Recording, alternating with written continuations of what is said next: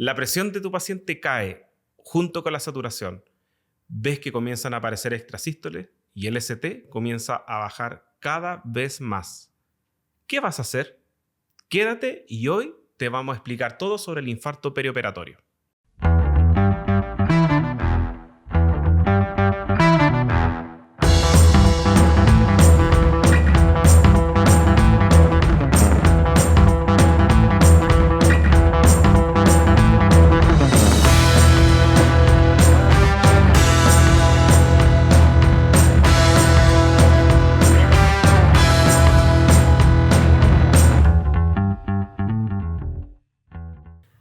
Bienvenidos a este primer episodio de Alfa Anestesia, donde discutiremos los secretos y los dilemas de la anestesia para que tú tengas una mejor práctica.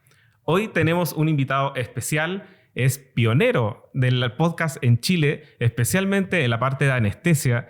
Todos nosotros estudiamos, hicimos nuestros resúmenes y aprendimos con él. Entonces, él es anestesiólogo cardiovascular de la Pontificia Universidad Católica, así que le damos bienvenido al doctor Maximiliano Zamora. Bienvenido, Max. ¿Cómo te encuentras el día de hoy? Gracias. Muchas gracias. Oye, feliz de que me hayan invitado, en verdad. Claramente me gusta mucho esto de los podcasts, así que... No, seco. Feliz de que me hayan invitado y nada, pues, feliz de estar acá y conversar. Oye, para nosotros es un orgullo que estés con nosotros, de verdad. Todo, como había dicho en la introducción, estudiamos con los audios. Sí, mi favorito fue el de marcapaso. Qué bueno, ¿no? A mí todavía, en verdad, todavía la gente me escribe, me dice así como que... Yo cacho que a harta gente le ha ayudado mucho, en verdad, para estudiar. Sí. Mucha gente hasta me ha dicho que hace resúmenes, me escribe así, hace copies de mis podcasts, así que feliz, en verdad, de que lo sigan escuchando. Todavía me llegan mails y todo eso, así que bien, en verdad. Oye, los felicito en verdad por toda la producción. El estudio estaba súper bueno. Así, como les decía, muy producido. Seguramente se va a escuchar bien. Va a quedar todo. Ojalá, esperemos. Veamos. Muy bueno. Que se escuche bien y harto. Sí, muy buena producción. Así que los felicito. Ya, pues eso. Gracias. Bueno, la idea de comenzar con este tema en realidad es porque la prevalencia de los eventos cardiovasculares perioperatorios es alrededor de entre un 8 y un 10% en adultos mayores a 45 años. Entonces no es menor, y nosotros nos enfrentamos mucho a eso, además que está el tema de toda la parte anestesia, que los pacientes no van a presentarse con estos signos clásicos, habituales, está un poco más enmascarado toda esta sintomatología.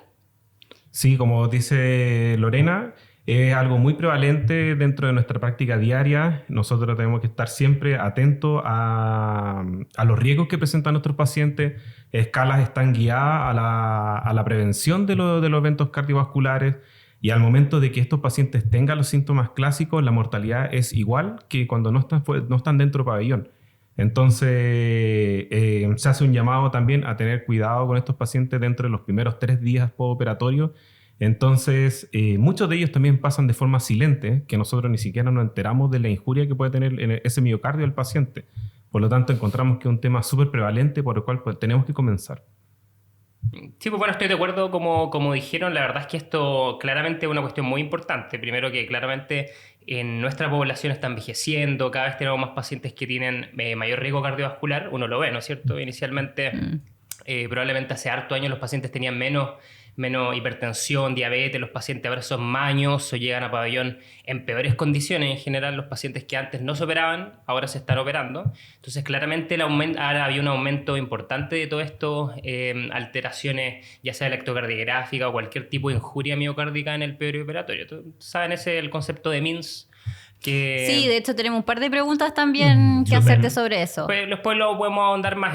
Es un concepto igual relativamente nuevo. Bueno, ya no es tan nuevo en verdad, ya como 10 años la verdad. Pero la verdad es que en distintos estudios se ha visto que la prevalencia cuando tienes muchos factores de riesgo puede ser hasta el 40%, ya aproximadamente. En general, específicamente un estudio grande, que no sé si lo han escuchado, el estudio Vision, sí, del 2014, se veía que en pacientes con factores de riesgo importantes podías tener hasta 18% de prevalencia. Entonces la cuestión es frecuente y no se da al azar, la verdad, o se da en pacientes que tengan más factores de riesgo. Eso es como lo primero importante para mencionar, en verdad.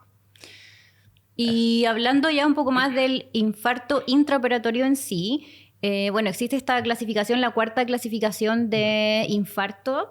Dentro de esos 4 tipos que se describen, 5 tipos. Son De 5. los Son 5 cinco. tipos. Sí. Me confundí con la cuarta. Bueno, dentro de esos 5 tipos que se describen, ¿cuál crees tú que es o son los más frecuentes que nosotros podríamos enfrentarnos en el pabellón? Claro. Bueno, es bueno diferenciar también, quizás después lo hablamos más, pero el tema de entre MINS, que bueno, es claramente una sigla en inglés, y infarto perioperatorio en general, cuando se habla de infarto perioperatorio tiene que haber injuria miocárdica, que habitualmente, como o sea, seguramente han leído, se identifica por aumento de las enzimas cardíacas, ¿no es cierto?, las troponinas. MINS solamente se identifica como aumento de las troponinas, no es, en el fondo no necesita la otra signos, síntomas típicos del infarto del Eso perioperatorio. es importante diferenciarlo, o sea, para Sí. que la gente sepa igual la diferencia entre MINS y el infarto ya como tal. Claro. Si bien el infarto perioperatorio como tal, la verdad es que no es tan frecuente, porque para que uno hable de infarto tiene que tener el aumento de troponina y aparte alguna por ejemplo, síntomas y signos, alteración electrocardiográfica y eso, que muchas veces nosotros vemos que no lo vemos en pabellón. Pues nosotros puede que la electrocardiografía que nosotros tenemos no siempre transmite todo lo que está pasando en el corazón, ¿no es cierto? No tenemos síntomas porque los pacientes están dormidos, están con analgesia, están anestesiados. Entonces probablemente el MINS es mucho más frecuente que el infarto como tal durante el perioperatorio. Pero claro, de la definición de infarto como tal, o lo que está escrito y lo que uno ve en verdad en la clínica, que es el más frecuente el tipo 2, que es el que se refiere a cuando hay alteraciones de aporte y demanda de oxígeno al miocardio. Y eso la verdad es que son los típicos casos que uno ve en el perioperatorio. Pacientes igual siempre con factores de riesgo, ¿no es cierto? Dañoso, hipertenso, diabético, que tienen algunas cosas, por ejemplo, en el perioperatorio hay taquicardia por el dolor, ¿no es cierto? Hipotensión por la anestesia, que sabemos que produce mucho. Puede haber alteraciones, puede haber anemia, ¿no es cierto? Disminución de aporte del oxígeno miocárdico y eso determina finalmente isquemia miocárdica. Ese es como clásicamente lo que se identifica como el tipo de infarto más frecuente. Pero como les dije, probablemente la injuria miocárdica por sí sola, solamente el aumento de enzimas cardíacas es más prevalente que eso todavía. Eso. Pero eso en relación a cuál creo que es el más frecuente, la verdad es que eso es como el que se describe clásicamente. También puede haber infarto tipo 1 que es por accidente de placa, pero uno probablemente lo ve mucho menos y eso sí es menos frecuente en el perioperatorio, la verdad. También está el rol ahí de la evaluación preoperatoria y Claro. todas las evaluaciones que la interconsulta y todo lo que uno hace previo a que el paciente entre al pabellón. Sí.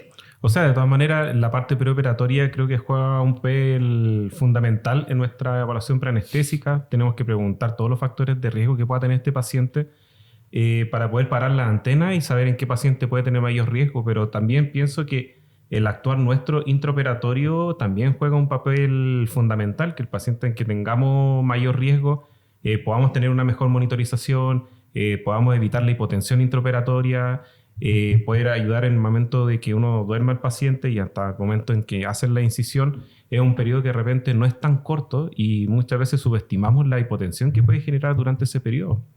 Totalmente. O sea, sí o sí de las cosas que... Bueno, yo creo que en este tema lo más importante quizás siempre, lo que dicen todas las guías y lo que uno ve finalmente es el tema de la prevención, la verdad. O sea, lo más importante es seleccionar adecuadamente a los pacientes que deberían ir o no a cirugía. Igual ahí ustedes saben que hay varios scores, no sé si eso es como ahondar mucho en eso, pero la verdad es que no hay tampoco uno que sea mejor que otro, uno que esté estudiado, Claro. la verdad es que todos tienen sus pros, sus contras, pero la verdad lo más importante es como usar alguno. En el fondo Claro, no ir a ciegas y Claro, lanzarse no a ir la a ciegas, vida. en el fondo estar preparado, ver si es que el paciente tiene factores de riesgo y eso parar las antenas para que probablemente sea un paciente con más riesgo. Ahí uno identifica, lo ideal sería que estos pacientes con más riesgo vinieran preparados de antes también. Hay cosas que uno puede hacer antes, por ejemplo, suspensión de ciertos medicamentos, la no suspensión de algunos importantes, por ejemplo, lo típica que suspendan la aspirina, ¿no es cierto? Que puede ser muy Claro. importante el preoperatorio, la estatina. El uso de algún otro fármaco. Lo ideal sería manejar bien a los pacientes en el preoperatorio y lo más importante es la prevención, porque la verdad es que ya cuando se presentan estos eventos, finalmente igual aumentan la mortalidad. Finalmente igual terminan siendo efectos adversos importantes. Y no sé si le había dicho, pero finalmente el MINS, ¿por qué se toma como como un concepto aparte de por qué se identifica como parte del infarto perioperatorio, porque solo por elevar enzimas cardíacas uno ya tiene aumento de la morbimortalidad. O sea, no inocuo esto en el fondo, ¿no? Lo ideal sería evitar esto, porque si ya uno aumenta las tromboninas en el postoperatorio, va a tener más morbimortalidad a los 30 días. Entonces lo ideal sería seleccionar bien a los pacientes, en verdad, manejarlos bien de antes, que se tomen sus medicamentos, ojalá que lleguen sin hábito tabáquico, operarse, etc. Y ahí después lo que decís tú es muy importante, ya cuando ya nos vemos enfrentados a un paciente que no tiene ninguna indicación de suspender su cirugía o que no se pueda compensar de alguna manera, ya elegir una monitorización adecuada, el tipo de anestesia adecuada, ¿no es cierto? Estar bien pendiente con las cosas que uno puede prevenir, que si bien la verdad es que la literatura hoy en día identifica que esas cosas como la hipotensión y la taquicardia tienen un poco menos de peso quizás que el prevenir, claramente, pero son las cosas que finalmente uno puede hacer, ¿no? Entonces, como nosotros tenemos acción sobre la presión arterial, es tan importante que nosotros la manejemos de forma adecuada, si somos finalmente nosotros los que la estamos pendiente mirando el monitor. Yo hoy tengo una pregunta porque nosotros habitualmente cuando estamos en pabellón monitorizamos a los pacientes con el electro y ponemos, ¿no es cierto?, los 3 electrodos. ¿Será mejor en este tipo de pacientes ocupar los 5? Claro, sí. O sea, o de forma como más rutinaria. Sí, yo creo que eso la verdad es que es una medida buena y aparte es una medida barata. O sea, no te cuesta nada. No cuesta nada y la verdad es estar más pendiente, ¿no? Igual se sabe que probablemente lo han leído, que la electrocardiografía, igual la sensibilidad es baja generalmente. Sí, porque para estamos viendo, isquemia. de hecho, un monitor, ni siquiera un electrocardiograma. Así es, pero cuando ya tienes 5 derivadas para ver, lo más importante es poder ver, cuando ponéis 5 electrodos para ver más de una derivada a la vez, eso, ver más de una a la vez sí aumenta la sensibilidad, ya puede aumentar hasta el 80% de la detección si es que veis 2 derivadas a la vez.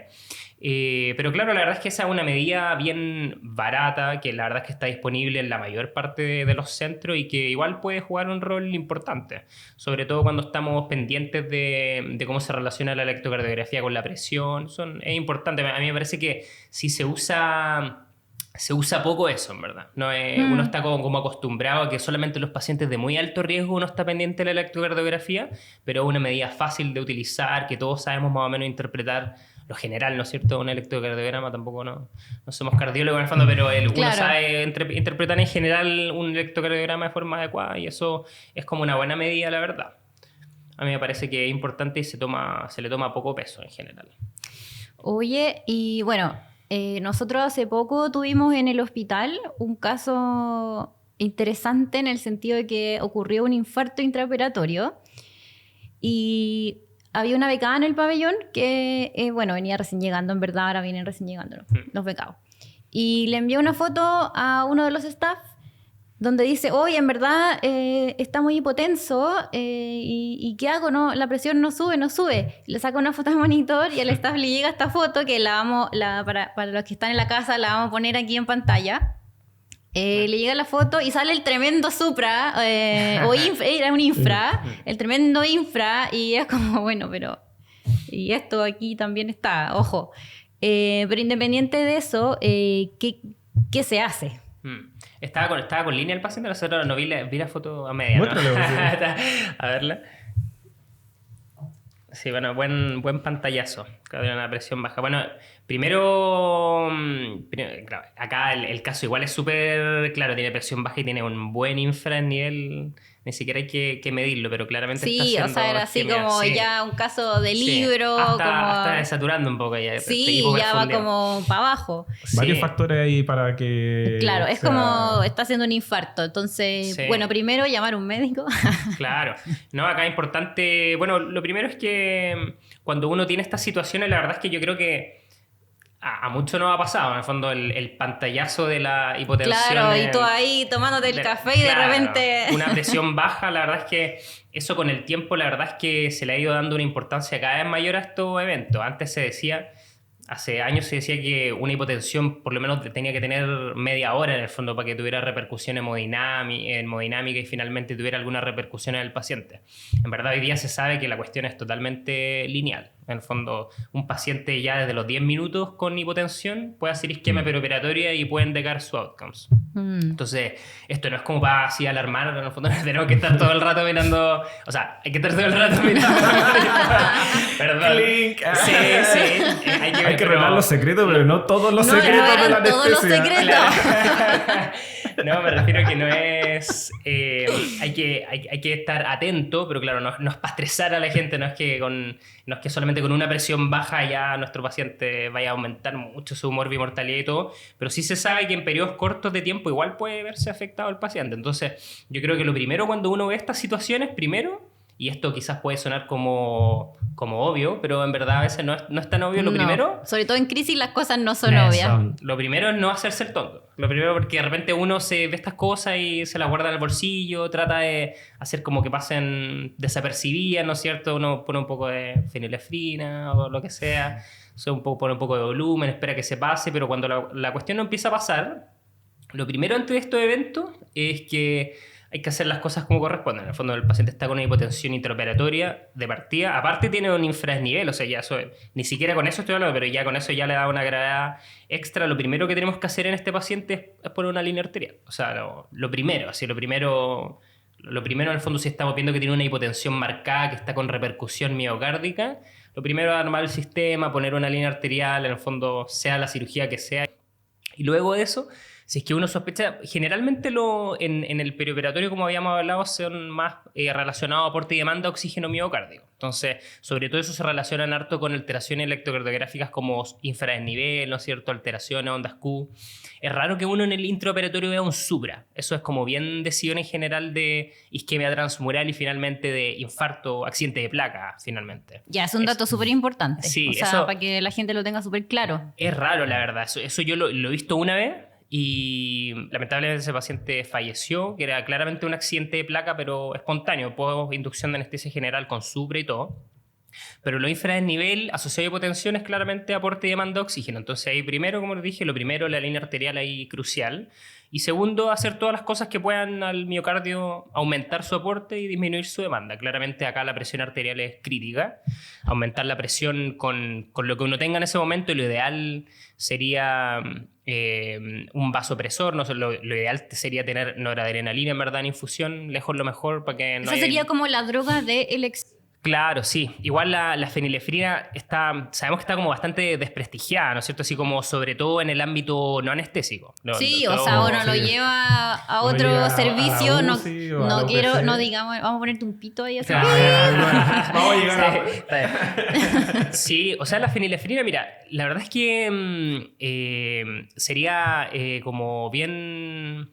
Sería bien Barça decir que uno no la ocupa, que no lo... No, nosotros la ocupamos un montón en el pabellón. Nosotros, yo hago cardio, la ocupo a pasto en el fondo, pero yo creo que es una droga que tiene situaciones en las que es adecuada, pero claramente hay algunas que se va de las manos. En el fondo, para hipotensiones transitorias sigue siendo muy efectiva. Y eso es como lo que la gente que trabaja en otras áreas que no es la anestesia no entiende finalmente. Si uno tiene una hipotensión ya no tan marcada y en el fondo de una presión y no corresponde a algo que continúe en el tiempo, ocupar un bolo de fenilefrina probablemente no le va a hacer mal a nadie y va a salir del paso y va a ser bueno para el paciente, probablemente va a aumentar su perfusión coronaria, le va a bajar un poquitito su frecuencia cardíaca. Ahora, lo que se sabe es que claramente las infusiones de fenilefrina son malas, disminuye el gasto cardíaco, los pacientes salen más acidóticos, etc. Y eso es lo que uno no debería hacer. Pero yo sigo creyendo que para el fondo, para la hipotensión, para el evento, sigue siendo una buena droga. Sobre todo porque igual el poner noradrenalina implica, y si bien se puede poner por periférico, en muchas partes igual implica ponerle un catéter central, la gente tampoco está por las normas locales, si bien se sabe que infusiones diluidas se pueden poner por vía periférica sin problema. Pero claro, si uno fuera bien purista, la droga de elección, la mejor, y para mantener al paciente, es la noradrenalina, sí o sí. Pero para el evento, para el momento, un bolo de fenilefrina está perfecto. O sea, a mi impresión, por lo menos. O sea, eso o que se mantenga que el paciente siga para abajo. Sí, no, por eso no hay problema. Yo siempre la uso, pero uno tiene que considerar que si ya uno va a requerir una infusión o va a requerir más bolos, siempre va a ser mejor dejar una infusión de un vasopresor más adecuado como la noradrenalina, que no disminuya tanto el gasto cardíaco.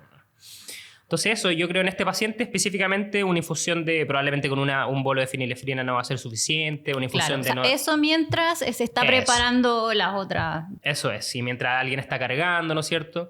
Aparte de eso, la fenilefrina igual le va a bajar la frecuencia cardíaca. También es importante, que es bueno en el fondo para la disminución del consumo de oxígeno miocárdico, para aumentar el tiempo en diastólico igual.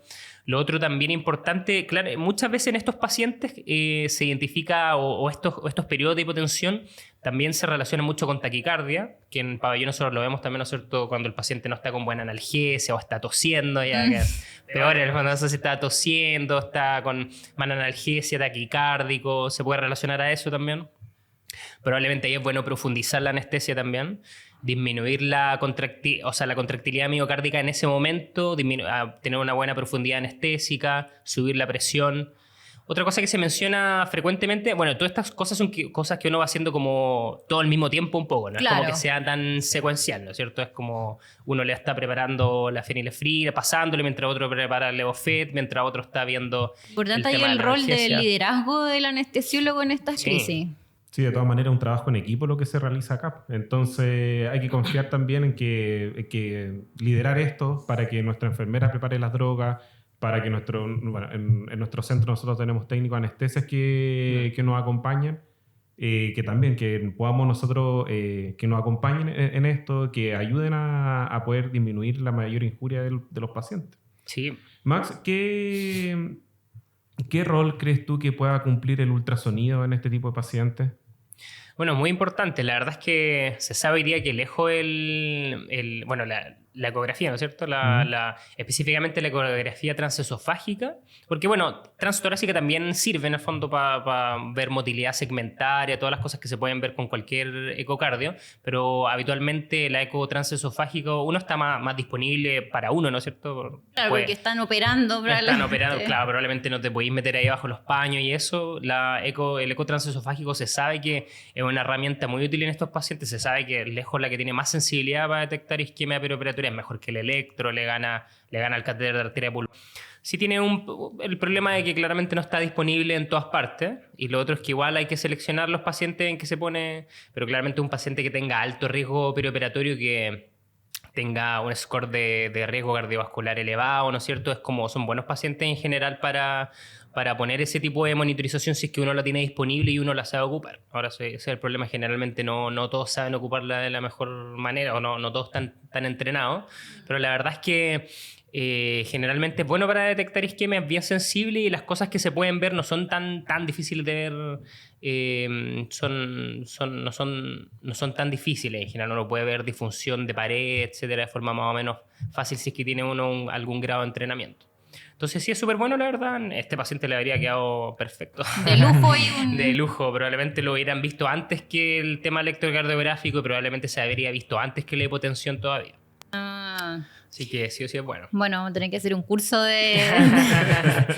Sí, no, todo. Yo creo que a todos en anestesia nos serviría hacer de eco transesofágico. No es una cosa específica de los cardiovasculares, en verdad, para monitorización hoy día es súper bueno. Sí, yo creo que eso positivo. uno piensa o tiene en la mente, como que el eco transesofágico es de cardio, pero en realidad no, pues no sé, o sea, a medida que avanza la medicina y la anestesia uno se da dando cuenta que no, pues más útil es la cirugía día a día. De todas maneras, o sea, la cosa va para allá. De todas maneras, es una herramienta que nosotros como anestesiólogos podemos hacer. Nosotros sabemos de ultrasonido, lo ocupamos para otras cosas.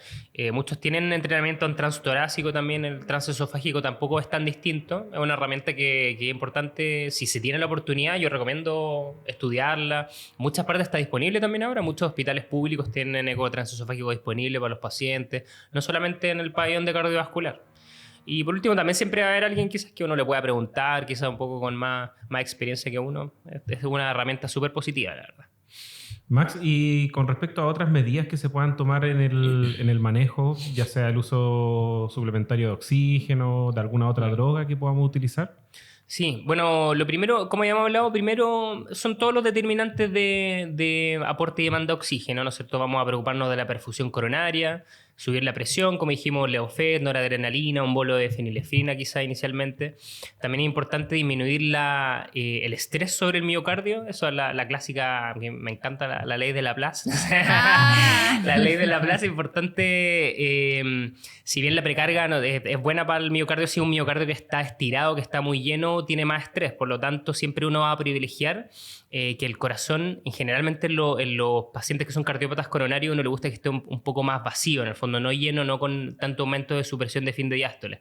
En ese sentido es que la nitroglicerina le hace perfecto en estos momentos. Sí, sabemos que la nitroglicerina es vasodilatador venoso, ¿no es cierto? Aumenta la capacitancia, por eso disminuye un poco la precarga y por eso eventualmente mejora la perfusión coronaria al disminuir el estrés miocárdico, pero igual puede hipotensar. Entonces siempre tenerla asociada a algún vasopresor en estos momentos. Específicamente en ese paciente, claro, uno le puede poner un poco de nitro, pero sin desprestigiar nunca la presión arterial media, que finalmente es igual o más importante todavía.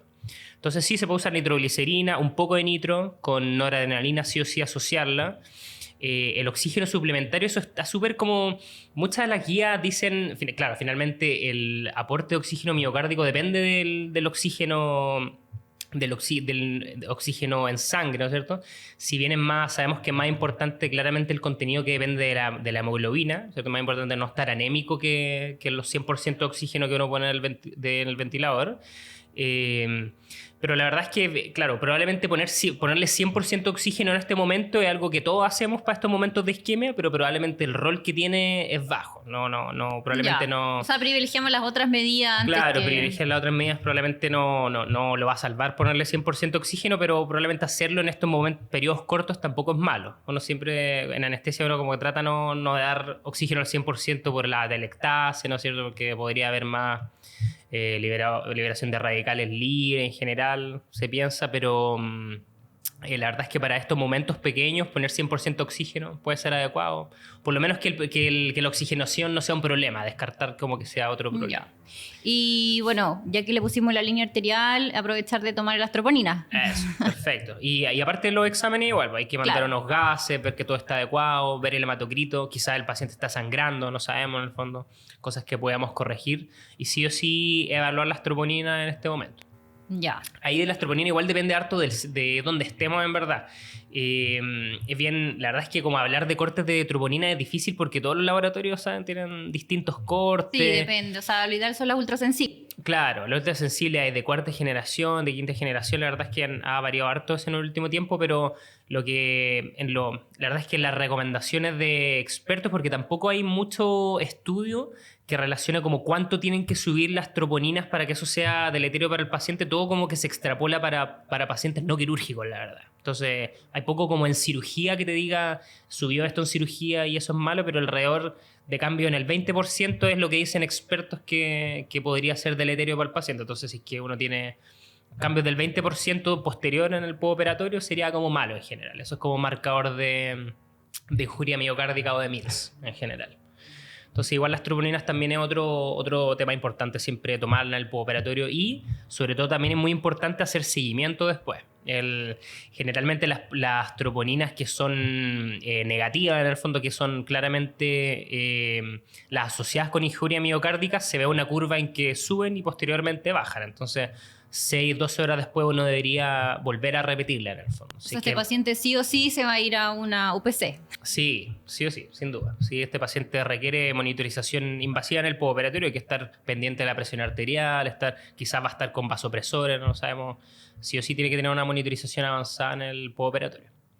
Igual es importante que la mayoría de los infartos perioperatorios no suceden tanto en el intraoperatorio.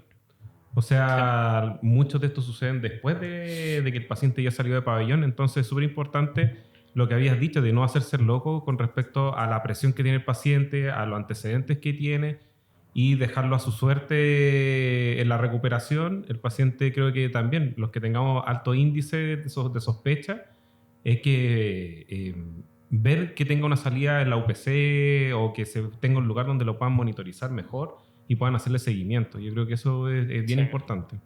Sí, todo el rato. O sea, crítico es como lo que habíamos hablado. En el fondo ya tiene esta situación que lamentable, en el fondo nadie la espera, nadie la quiere, pero ya hay que hacerse cargo en el fondo y hacer las cosas como corresponden. Lo otro que en general también es importante si estamos sobre todo en un hospital terciario, ¿no es cierto?, donde hay especialistas, claramente por muy pequeño que haya sido el evento, si tiene cambio electrocardiográfico, igual requiere una evaluación por cardiología. Si el cardiólogo está disponible, quizá, igual ahí hay harta duda, como que en verdad las guías y la evidencia no en infartos tipo 2, en el fondo por aporte y demanda de oxígeno, no son tan claras como los pacientes hay que llevarlo con una coronariografía. Las guías no dicen eso, ¿verdad? Como que no... Sí, esa era mi siguiente duda, porque entonces ya pasó este evento y ahora ¿quién debería verlo? Porque de repente somos nosotros los encargados de andar diciendo ya, bueno, ¿a dónde derivamos este paciente? Este paciente debería verlo X especialista. Entonces, ¿quién debería ver a este paciente? Claro. O sea, si es que, bueno, depende de lo que haya pasado igual. Si es que vemos un infarto tipo 1, que como dijimos es poco frecuente, un paciente con un superdesnivel en el perioperatorio, o sea, ese paciente... Sí o sí lo tiene que ver un cardiólogo, tiene que irse a hemodinamia, tiene que ir a hemodinamia, hacerse una coronografía, ponerse un stent, lo que sea. Pero lo que vemos con mayor frecuencia es MINS, que no sin alteraciones, o infarto tipo 2, que es como troponinas más electrocardiografía. En todos esos casos, igual una interconsulta al cardiólogo no es para nada exagerada. En el fondo, no está de más, en el fondo que lo evalúen. Y como te decía, las guías no son claras. En este setting, como infarto tipo 2 de MINS, no tienen claridad las guías de decir estos pacientes van a coronariografía. No están tan claros los criterios para eso. Pero justamente para eso es la interconsulta, finalmente. Claro, como para pensar bien, claro, que analizar. Probablemente se va a beneficiar de que un cardiólogo vea su antecedente y que él decida si es que se merece hacerse una coronariografía ahora como urgente, o quizás si está todo bien, está tranquilo, fue compensado de manera adecuada, puede irse de alta quizás y hacérselo en 2 semanas cuando esté más tranquilo. Perfecto. En el fondo puede ser, pero eso claramente es una decisión que a uno le queda un poco grande en verdad para lo que uno ve habitualmente. Es importante, por eso hay interconsultar en esos pacientes, yo creo, no está para nada de más en verdad. Perfecto. Sí. ¿Y tú tienes alguna otra duda? Porque la Adriana justo en estos momentos. Ya, pero no importa porque el audio se graba del micrófono. Eso, ya. No. Gastamos bien la plata.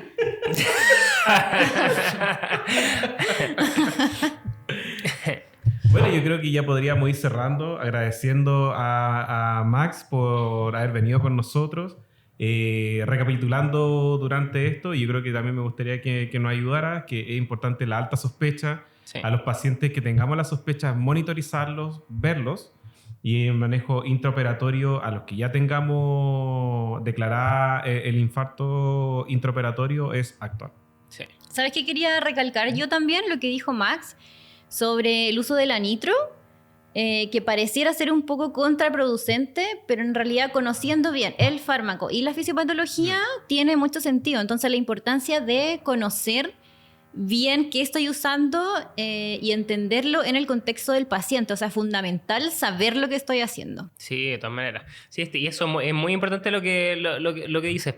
Con frecuencia yo me he topado con gente que dice, el paciente, yo que hago anestesia cardiovascular, con frecuencia los pacientes están con levo y nitro. Sí. Sí, mucha gente sí, pero ¿cómo es? Como contraproducentes, como efectos. La verdad es que los efectos no son contrarios, tienen fisiología totalmente distinta, uno ataca una cosa, otro a otra. Las dos cosas pueden ser beneficiosos para los pacientes con cardiopatía coronaria. Los dos pueden ser beneficiosos para este tipo de pacientes. En verdad, bien importante usar los dos fármacos habitualmente. Y lo que tú decías, sí o sí, lo más importante en estos temas es lejos del tema de la prevención. Y cuando ya nos toca el tema, ya no hacerse el tonto, actuar y con todo lo que sabemos y lo que hemos discutido. Perfecto. Bueno, súper. Muchas gracias, Max, por estar acá. Un aplauso para Max.